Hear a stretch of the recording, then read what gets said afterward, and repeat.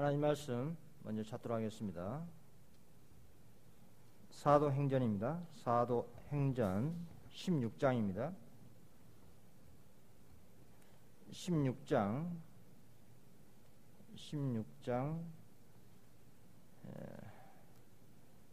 30절입니다. 30절, 31절 찾으신 분이 크게 한번 읽어주십시오.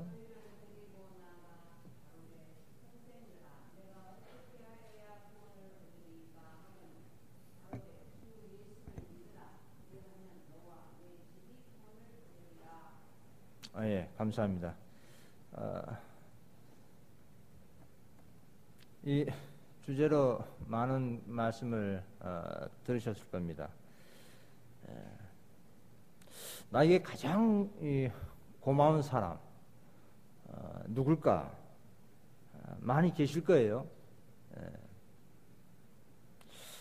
저희 경우도 생각해 보건대 참 많은 사람이 계셨습니다. 고마운 사람이요. 그 중에 저희 큰 누이가 가장 고마운 사람이라고 항상 말을 하는데, 왜냐하면 제일 처음에 저희 큰 누이 따라서 교회를 갔었기 때문에 그렇습니다. 그때가 중학교 한 1, 2학년 때인데, 물론 몇 번 따라가고 말았지만 저희 큰 누이가 저를 데리고 교회를 갔었습니다. 제 큰 누이가. 거기 보면은 거의 대부분 가족들에 의해서 교회를 가는 경우가 대부분이더라고요. 대부분. 그 다음에는 친구들, 전문 사역자에 의거해서 교회를 가는 경우는 극히 드뭅니다. 거의 대부분 가족 그리고 친구 드립니다. 성경에도 우리 예수님의 그 제자, 수제자 베드로도 동생 안드레를 통해서 예수님 만나 제자가 됐습니다. 또 셀이었다가 제자가 된 마태도 마찬가지로 직장 동료인 셀이들을 예수님께 인도했습니다. 또 그 수가성 여인도 자기 동네 사람들을 예수님께 인도했습니다. 이같이 이 가족 관계, 또 어떤 사회생활 통한 친교 단체를 통해서 예수님께 인도한 케이스가 대부분이더라고요. 여기 보면은 너와 내 집이 구원을 얻으리라 했습니다. 너와 내 집이 구원을 얻으리라. 이 말씀에 집이란 집, 가족을 의미하죠. 1차적으로는 가족을 의미합니다. 가족. 좀 더 넓은 의미로는 친척, 친구들, 더 확장해 나간다면 사회관계를 통한 형성된 그런 인간관계를 총칭합니다. 그래서 우리 누구나 이 가족들이 있습니다. 또 사회생활을 통한 그런 인간관계 구성원들이 다 있어요. 자, 그렇다면 우리가 한번 생각해 보겠습니다. 우리가 그런 관계를 내가 얼마나 마음에 품고 지내고 있는가, 내 마음에 얼마나 그들을 깊이 생각하고 품고 지내고 있는가. 실상 일반적으로 생각하면은 특별한 그런 관계는 아닙니다. 우리 아주 혈육적인 관계 이외에는 일반적으로 인사하고 교제하고 같이 만나 식사하고 그렇게 어울리고 그리 하는 경우가 대부분이에요. 실상 관계를 보면은. 그럼 우리 하나님께서는 어떤 마음일까요? 그런 관계를 보시고 주 예수를 믿으라. 그리하면 너와 내 집이 구원을 받으리라. 확장된 그 복음을 제시하고 있습니다. 하나님께서는 너와 너 집 그리고 그 너 주위에 있는 인간관계 구성원들이 모두 구원받기를 원하시더라 이 말이에요. 그 디모데전서 2장 4절 말씀 보면, 디모데전서 2장 4절 말씀 보면, 하나님은 모든 사람이 구원을 받으며 진리를 아는데 이르기를 언하시니라 하셨습니다. 모든 사람이 구원을 받으며 진리를 아는데 이르기를 언하신다고 합니다. 이게 하나님의 마음이지. 예. 뭐 대통령을 뭐 VIP라고 그러더라고요. VIP 아주 귀한 인물이라는 뜻입니다. 그 VIP보다 한 단계 더 높은 중요한 사람을 VVIP라고 그러더라고요. 예. 하나님께서는 그 사람을 천하보다 더 귀하게 여기시기 때문에 VVVIP라고 해야 될 겁니다. 예. 오늘 말씀 보면 말이죠. 이 바울 사도가 전도한 가정이 나오죠. 예. 그 빌립보 도시에서 전도하다가 핍박받고 감옥에 갇힌 장면인데 이게 감옥에서 죄수들을 만났습니다. 죄수를 지키는 간수도 만납니다. 같은 감옥에 있으니까 한 가족이 된 거예요. 이들은 한 가족이 됐습니다. 자, 그런데 말이죠. 이 바울 사도가 이 감옥에서 무엇을 하고 있습니까? 25절에 16장 25절에 사도행전 16장 25절에 감옥에 갇힌 바울 사도가 무엇을 하고 있죠? 예, 바울과 실라가 한밤중에 기도하고 하나님을 찬송하고 있습니다. 예. 자, 바울과 실라가 무슨 기도를 하고 있겠습니까? 하나님, 저희를 빨리 좀 석방 좀 시켜주십시오. 이랬을까요? 예? 예.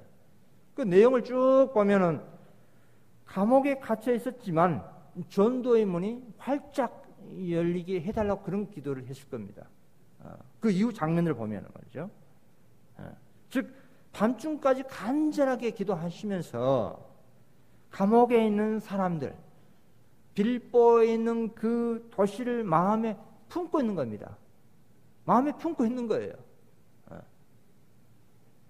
여러분, 우리가 일반적으로 관계를 맺고 있는 그 구성원들, 우리 주위에 있는 사람들, 그들을 마음에 품고 매일같이 기도하는 게 중요합니다. 실제적으로 어떤 뭐 도움을 주지 못하더라도 마음에 늘상 품고 그들 위해서 중보 기도하는 게 정말 중요합니다. 이게.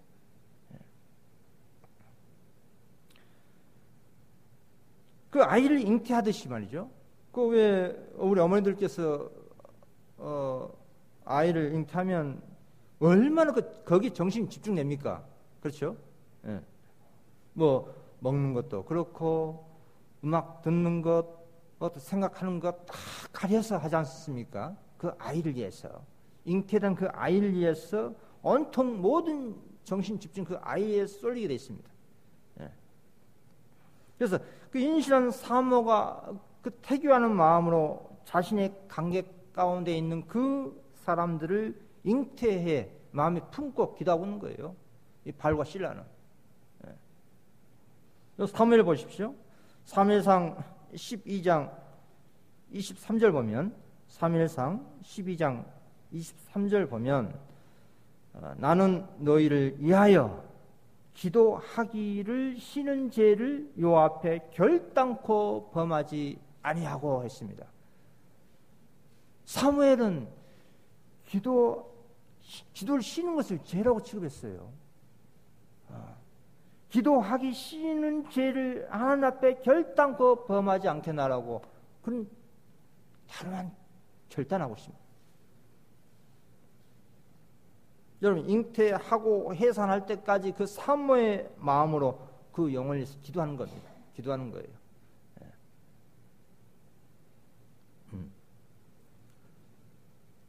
실상 이 모르는 사람 참 이 전도하기 어렵습니다. 더더욱 이 가까운 사람, 특히 사이가 나쁘면 더 전도하기 어렵죠. 저도 그런 경험을 하다 보니까 이게 너무나 실감이 나더라고요. 이게. 이 가까울수록 관계가 좋아야 마음 문이 열리게 있습니다. 마음 문이 열려야 전도의 문도 열 수밖에 없습니다.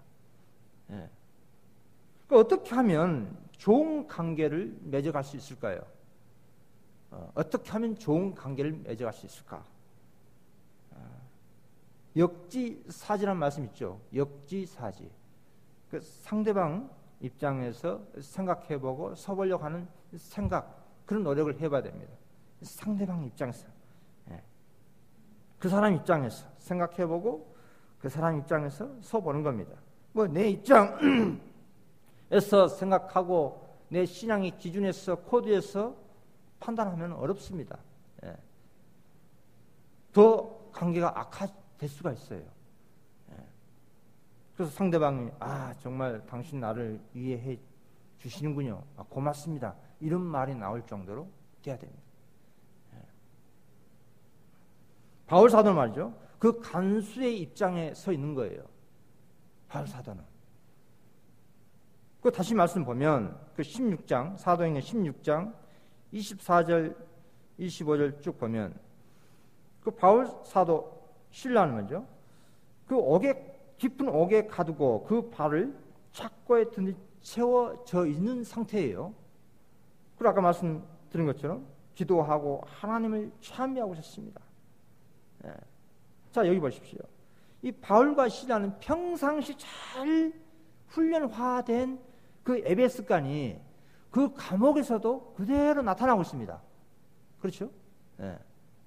어떠한 어려운 상황, 낭만적인 환경이라 할지라도 기도하고 찬미하고 있습니다.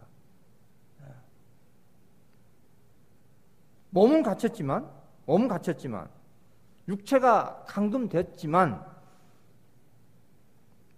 그들 영혼은 활짝 열린 상태입니다. 활짝 열려 있어요.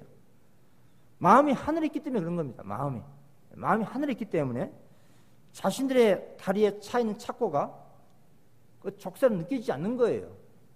그 의미가 없는 겁니다. 그 사람들한테는 죽음 따위는 의미가 없어요. 그게. 그런 놀라운 경험을 하고 있는 겁니다.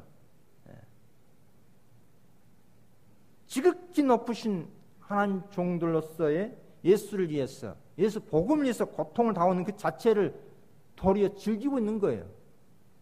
쉬운 표현으로 말하자면 참으로 진정성 있게 하나님을 찬미하고 있는 겁니다. 이들은 하나님을 찬미하며 제수들이 듣더라 했습니다. 제수들이 듣고 있었습니다. 그 감옥 속에는 제수를 생각해 보십시오. 우리가 또 말씀 읽을 때요, 글자만 그대로 읽기보다도 그때 그 상황을 거룩한 상상을 하면서 읽으시는 것이 훨씬 더, 이제 그게 이제 묵상 훈련입니다. 이게 습관을 그렇게 하셔야 됩니다. 이게. 그 범죄자들을 온갖 제수들이 있어요. 그 말이 얼마나 거치겠습니까?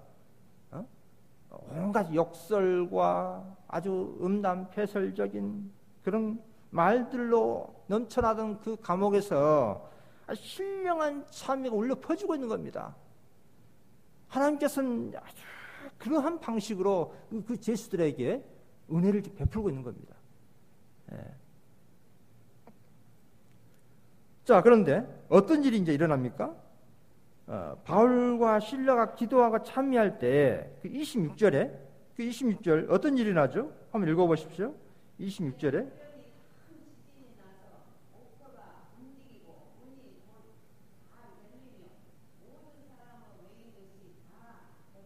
네, 그렇습니다. 천사들 말이죠. 하나님의 그 충실한 종들을 구출하러 왔습니다. 지진이 일어났어요. 지진이 일어났는데 그 말씀 그대로 감옥의 토대가 막 흔들리고 수갑이 풀리고 옥문이 열리고 자유롭게 도망갈 수 있는 상황이 연출된 겁니다. 자, 그런데 이제 그런 지진이 일어나니까 그 죄수 다 도망갈 수 있는 상황 아닙니까? 그 27절에 그 간수가 어떻게 행동하죠?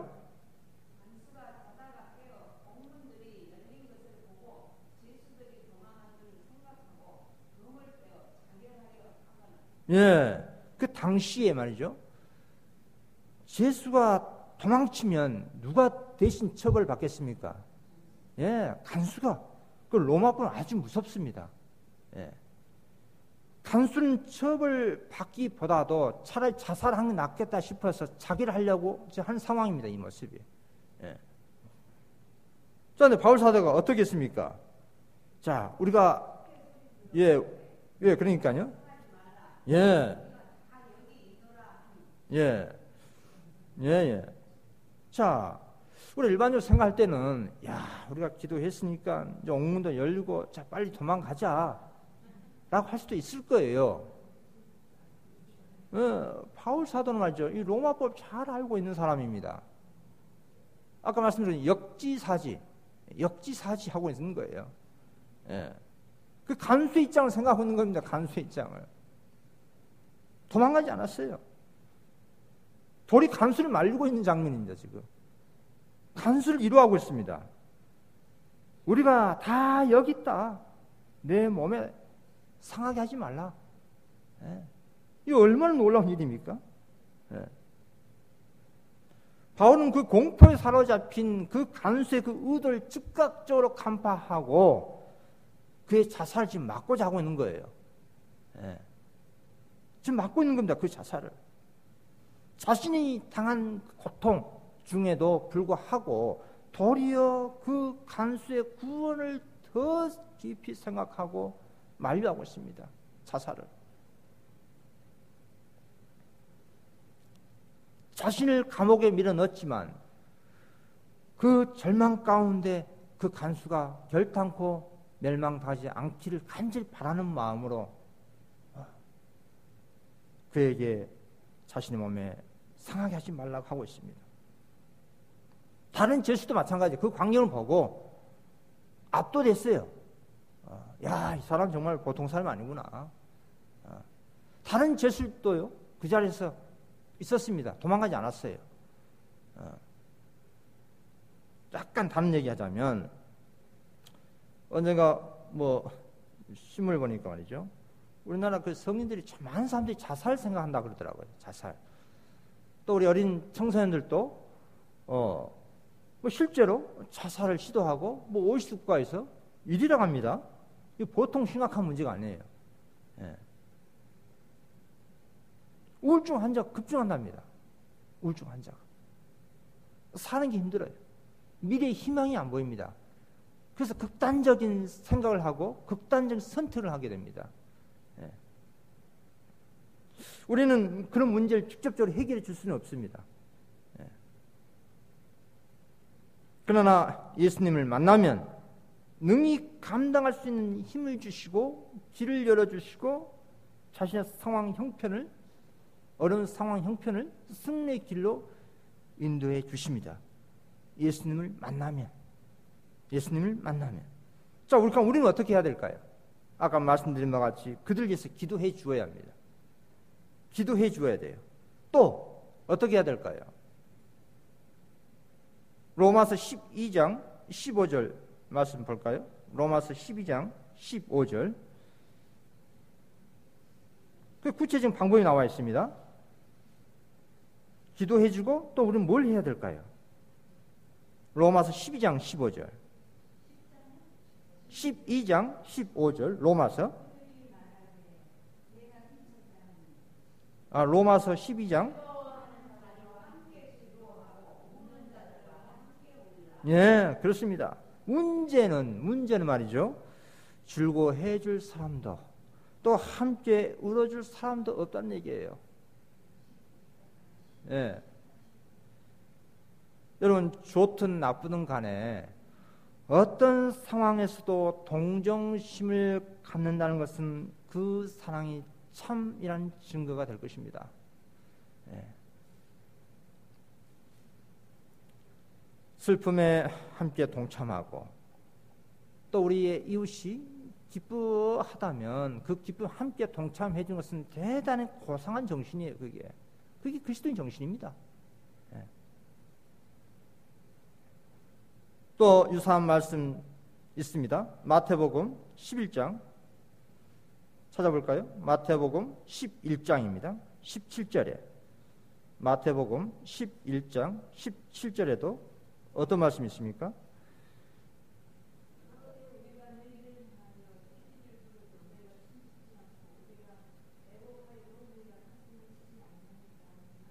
예, 그렇습니다. 지금 시대를 4차 산업 시대라 합니까? 직접 운전하지 아니해도 차가 직접 사람 싣고 목적지까지 오고 가고 합니다. 아마 몇 년 후면은 우리 멀리 있는 지역에 우리 교인들이 직접 운전하지 않고 차가 직접 여기까지 인도해 줄 날이 올 수도 있을 거예요. 그만큼 편리한 시대에 살고 있습니다. 그만큼. 그러다 보니까 이런 상황을 예리한 시각으로 비판하는 학자들은 갈수록 인간성이 마비된 무감각, 무반응, 무정한 시대가 될 거라고 하고 있습니다. 뭐 성경도 그렇게 나와 있지만 일반 과학자들이 그렇게 진단하고 있어요. 그런 사회 앞으로의 현상을. 무감각, 무반응의 시대, 인간성이 상실된 그런 시대에 살게 될 것이라고 예고하고 있습니다. 이 문제에 대해서 예수님께서 지적을 분명히 하셨죠. 좋은 일이 있어도 기뻐할 줄 모르고 슬픈 일이 있어도 울 줄 모르는 시대라고 하고 있습니다.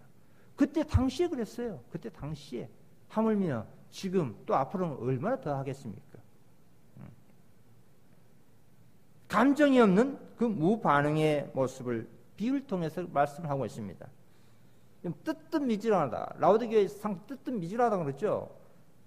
이것도 아니고 저것도 아니고 여러 가지 표현이 있지만 무관심이라는 뜻입니다. 무관심, 무반응, 질게 돼서 무감각, 무관심 그런 의미입니다. 예수님 당시 유대 사회는요 그렇게 무반응, 질게 돼서 무반응, 무감각 시대였어요.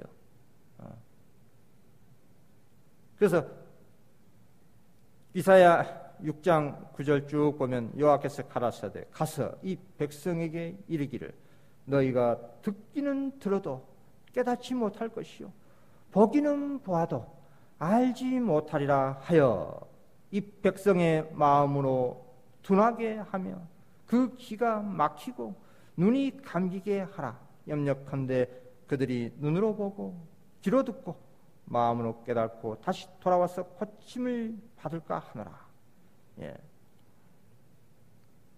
예수님께서 그 당시 이런 말씀하실 때에 이스라엘 백성은요 특별히 침례 요한 그리고 나중에 예수님께서 그 메시아 그 왕국을 선포하는 걸 다 들었습니다. 놀라운 특권을 부여받은 그러한 민족이었어요. 이스라엘 백성들은 구약이 그 어느 시대보다도 월등한 특권을 누리고 있었던 시대였습니다. 예수님 당시 시대에. 그러나 그 사명의 예수님의 사명의 참된 중요성을 깨달을 만한 들을 길을 가진 사람은 극히 극소수였습니다. 드물었어요. 그 같은 역사는 반복됩니다. 지금도 마찬가지예요. 도리어 그 서기관과 바리새인들은 예수님을 공개적으로 비난하고 당신의 기별을 거절하고 사기꾼이라고 선언하고 그랬습니다. 예수님 당시에 많은 사람들이요 예수님께 대해 무관심했습니다. 특히 고라신 베세다 지역에서 권능을 행사했지만 반응이 없었습니다.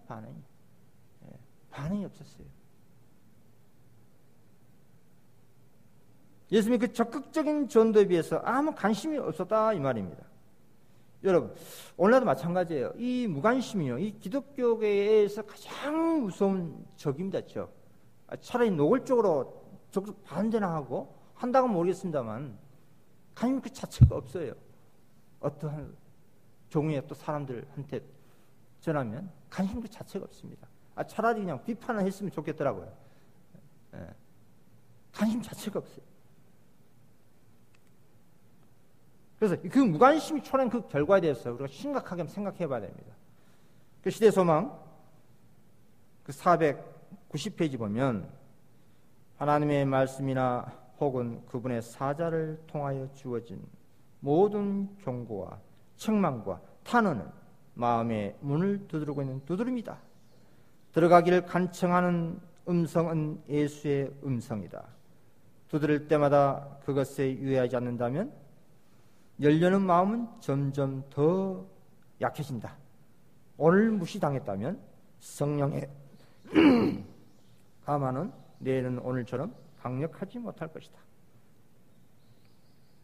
심령의 감수성은 점점 둔해져서 인생의 짧음과 내세의 이디한 영혼을 잊어버리는 무서운 무감각에 빠지게 된다.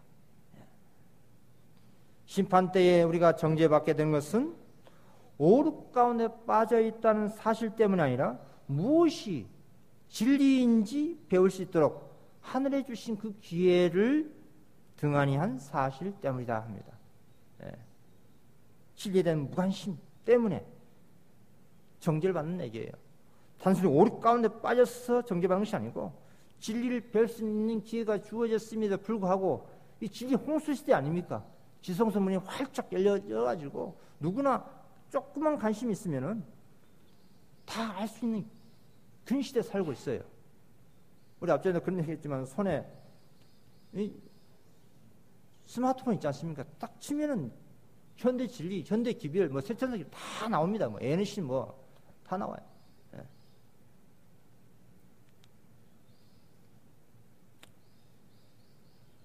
그래서 이 무관심 말이죠. 결국 예수님을 십자가에 못 박도록 내어 주었고 그들이 회개하지 않음으로 인해서 결국 하나님의 심판을 받는 장면을 성경을 통해 잘 알고 있습니다. 예. 또 미래도 그리고 예언에도 그렇게 나와 있고요. 그래서 우리들은 먼저 더 많은 관심을 가지고 신앙할 필요가 있다는 생각을 해봅니다. 예. 그 바울 사도 말이죠. 260페이지 보면 사도행적 260페이지 보면 사도행적 오늘날 세상에는 그리스도께서 당신의 오심에 관하여 사람들에게 경고로 주신 증거들에 대하여 눈을 감는 사람들이 많이 있다. 그들은 애써 모든 불안을 잊으려고 노력하나 바로 그때 종말의 징조들은 신속하게 성취되고 있으며 세상은 인자가 하늘구름 가운데 나타날 그 때를 저촉하고 있다. 바울은 그리스도의 재강림 전에 있을 징조들에 대하여 무관심하는 것은 죄라고 가르친다 하고 있습니다. 여러분, 예? 무관심한 건 죄라고 가르치고 있습니다. 그래서 살전 5장 4절 그 말씀 쭉 보면 깨어있는 자들한테 다음의 말로 격려하고 있습니다. 형제들아, 너희는 어둠에 있지 아니하며 그날이 도적같이 너에게 임하지 못하리니 너희는 다 빛의 아들이요 낮의 아들이라. 우리가 밤이나 어둠에 속하지 아니하나니 그러므로 우리는 다른 이들같이 자지 말고 오직 깨어 근신할지라 라고 격려하고 있습니다. 예. 여러분, 이 세상은 양심이 마비되어 가고 되어 있습니다. 양심이 증거합니다. 양심이 증거예요. 양심이 증거합니다. 예수님 당시 그들의 양심은 마비되어 있었습니다. 예수님 십자가에 죽이라고 할 때에 그 청중들 가운데 인간을 탈을 쓴 악마가 있었다고 그랬어요. 인간을 탈을 쓴 악마가 있었습니다. 그 정신 그 자체가 완전히 악마의 정신이었습니다. 예수님보다 바라바를 선택하는 그 정신 자체가 악마의 정신을 가지고 있었습니다. 예수님께서 부신 핏소리를 들어도 아무 반응이 없었어요. 여러분, 양심의 소리를 들을 때에 우리가 회개를 하면 평안하지요. 그렇지만 양심의 소리를 듣고도 회개하지 않을 때는 밤낮 없이 참 괴롭습니다. 그러다 점점 둔감해지겠지요. 그 성령이 점점 물러가고 있는 증거입니다. 그게. 우리 죄에서 아주 민감하게 반응할 필요가 있습니다. 그래서 다윗이 말이죠. 다윗이 시편 32편 3절 보면 시편 32편 3절 말씀 보면 내가 토설치 아니할 때 종일 신음한다 했습니다. 종일 신음한다. 내가 토설치 아니할 때. 그래서 우리는 즐거워할 일이 있으면 함께 즐거워하고 또 슬픈 일이 있으면 함께 슬퍼해 주는 그런 이웃 사랑이 필요합니다.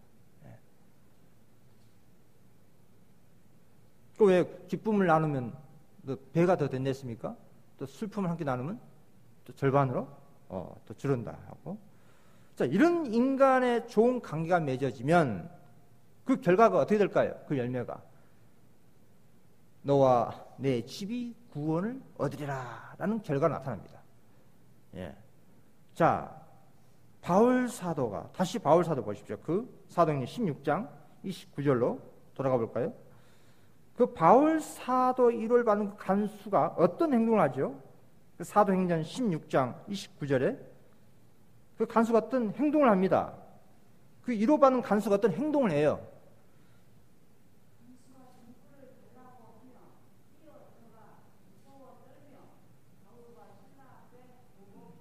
예, 무서워 떨며 바울과 신라 앞에 엎드립니다.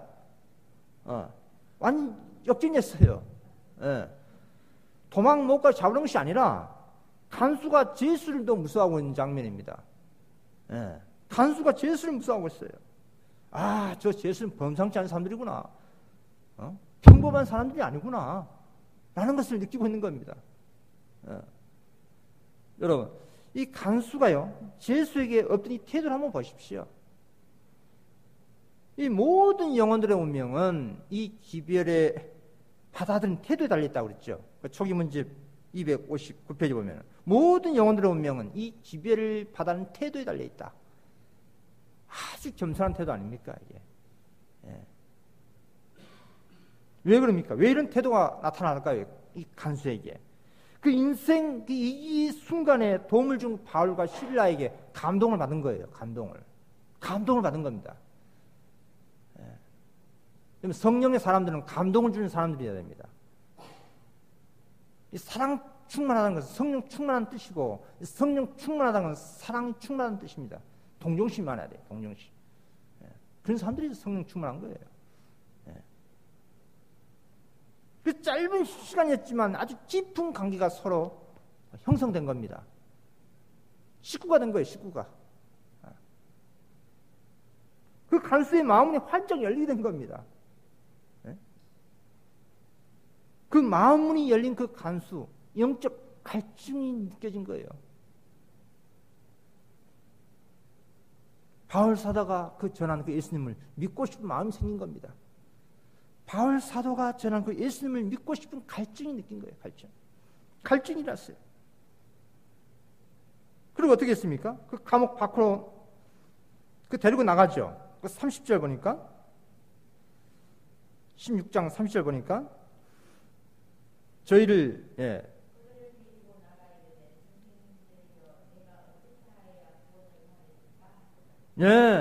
선생들이요, 제수가 아니라 선생으로 승격됐습니다. 제수가 아니에요. 이제 선생돼요. 선생 됐어요. 선생. 내가 어떻게 하여야 구원을 받으리까?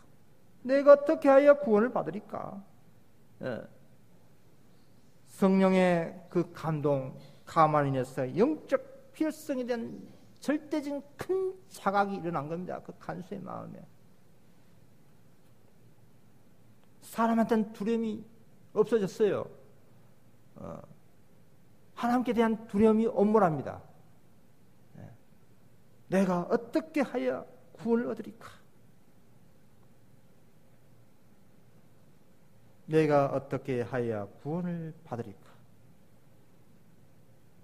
간수의 눈에는 바울이 더 이상 제수가 아니었습니다. 하나님께서 보내주신 그러한 사자구나, 하나님의 사신이구나 라는 그런 두려움에 의해서 묻고 있는 겁니다. 바울 사도는 하룻밤 같은 감옥에 있던 동료 인간 간수에게 복음을 전합니다.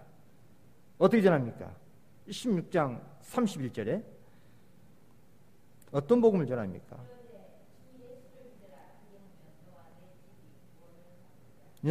주 예수를 믿으라. 두려움에 찬 그 간수에게 아주 짧고 그가 필요한 급박한 메시지를 명료하게 전하고 있습니다. 길게 전하지 않았어요. 그 이후엔 또 공부도 했겠지만 그 상황에서는 예수가 나옵니다. 예수가 나와요. 주 예수를 믿으라. 그리하면 너와 너 집이 구원을 받으리라.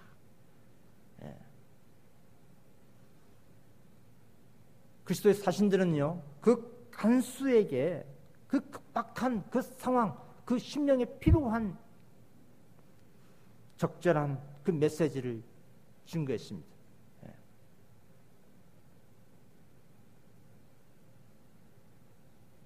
구원을 얻으리라. 그 대답 한번 생각해 보십시오. 얼마나 확신이 찬 메시지입니까?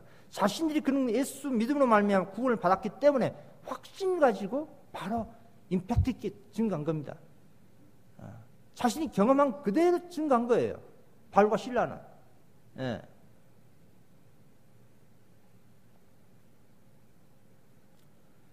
그리고 거기에 집이 나오지 않습니까? 너 집.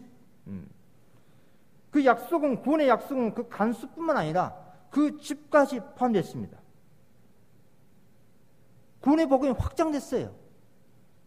그 집으로.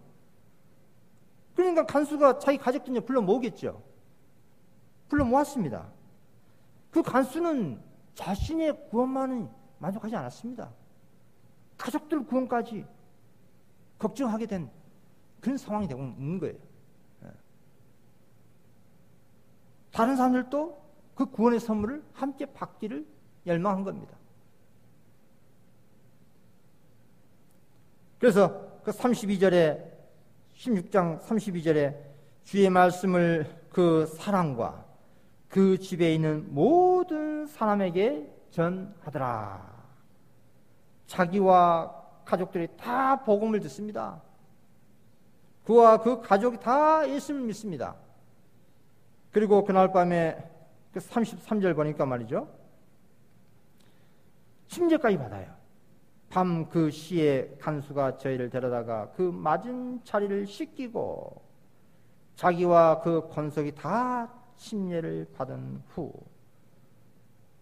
여러분 간수에게 확신이 있기 때문에 간수가 확신이 구원의 확신이 일이자 그런 즉각적 마음 변화된 증거를 나타내 보였습니다. 그 상처난 부분을 치료해주고 있죠. 예, 치료해주고 있습니다. 그 고통당한 그 선교사들을 치료해주고 있습니다. 그들이 회심했다는 증거 아니겠습니까, 이게? 예. 그 죄수가 그들을 즉각적, 그 간수가 그 죄수를 풀어줄 그런 권력 거기까지는 없었지만 죄수는 치료해줄 수 있는 그 정도는 됐어요. 자신의 형편에서 최선을 다하고 있는 모습입니다, 이 간수는. 그리고 가르침을 받고 자원에서 침례를 받았습니다. 제 옷전부터 씻음을 받았습니다. 그리고 34절 쭉 보니까 16장 34절 쭉 보니까 저희를 데리고 자기 집에 올라가서 음식을 차려주고 저와 온 집이 하나님을 믿었으므로 크게 기뻐하니라. 아주 살에 깊은 친절한 그 모습으로 변화되고 있습니다. 자기 집으로 데리고 왔어요. 식사 대접을 했습니다. 이처럼 말이죠. 이 간수의 가족들, 그리고 먼저 예수를 믿었던 루디아, 이 가족들이 합해서 빌립보 교회가 형성됐던 겁니다. 그리고 유럽 전역에 이 복음이 확산된 거예요. 여기서부터 시작돼가지고.